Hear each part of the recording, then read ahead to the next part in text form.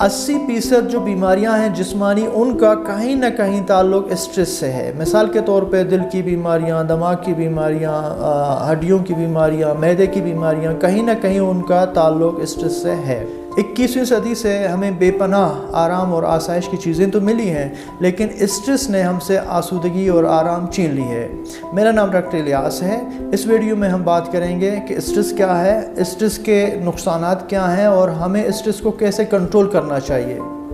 اب ہم بات کرتے ہیں کہ اسٹریس کے ہمارے ملک، ہماری زندگی، ہمارے علاقے یعنی ہماری اکانومی، تمام چیزوں کے اوپر نقصانات کیا ہوتے ہیں۔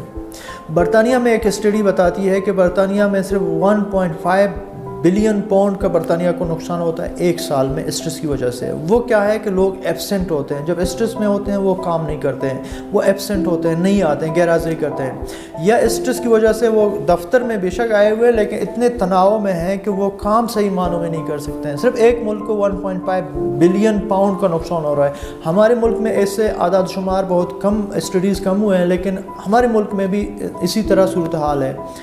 80% جو بیماریاں ہیں جسمانی، ان کا کہیں نہ کہیں تعلق اسٹریس سے ہے۔ مثال کے طور پہ دل کی بیماریاں، دماغ کی بیماریاں، ہڈیوں کی بیماریاں، معدے کی بیماریاں، کہیں نہ کہیں ان کا تعلق اسٹریس سے ہے۔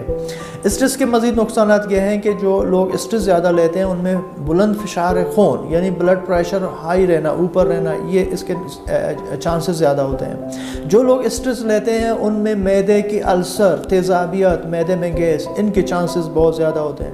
جو لوگ زیادہ اسٹریس میں، ہمیشہ کرونک اسٹریس میں ہوتے ہیں، ان میں جوڑوں کی بیماریاں بہت زیادہ ہوتی ہیں۔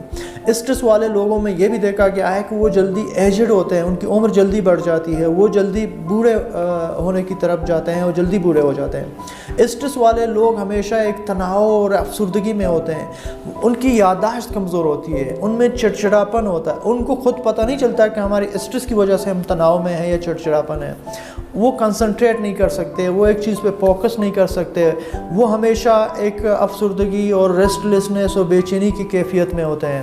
اور اسٹریس والے لوگوں میں یہ بھی دیکھا گیا ہے کہ بال کا گرنا بھی زیادہ ہوتا ہے، اور اس کے علاوہ کینسر بھی، بہت سارے اسٹڈیز یہ بتاتے ہیں کہ کینسر کے امکانات بھی اسٹریس والے لوگوں میں زیادہ ہوتا ہے۔ وجہ یہ ہے کہ اسٹریس آپ کی امیونٹی کو کم کرتا ہے، آپ کی قوت مدافعت کو کم کرتا ہے۔ آپ جو مہلک یا مضر چیزیں آپ کے جسم میں داخل ہو رہی ہیں ان کے ساتھ صحیح معنوں میں لڑتے نہیں ہیں، آپ کی جو سیلز ہے، آپ کی امیونٹی، وہ ان کے ساتھ صحیح معنوں میں لڑتی نہیں ہے، تو اس سے آپ کی بیماری کے چانسز اور بیماریوں کے چانسز زیادہ ہوتے ہیں۔ اسٹریس کی وجہ سے بہت سارے انفیکشنز، ٹیوبرکلوسس، ٹائیفائڈ یا بہت ساری انفیکشن، چونکہ آپ کی امیونٹی کمزور ہوتی ہے، امیونٹی کمزور ہونے کی وجہ سے آپ کے اوپر بہت ساری بیماری حملہ کر سکتے ہیں اور آپ بیمار ہو سکتے ہیں۔ یہ بھی دیکھا گیا ہے کہ جو لوگ اسٹریس لیتے ہیں رفتہ رفتہ ان کے دماغ کے اندر جو پاتھ ویز ہیں، جو نارمل سرکٹس ہیں، وہ تباہ ہوتے ہیں، وہ ڈسٹرب ہوتے ہیں۔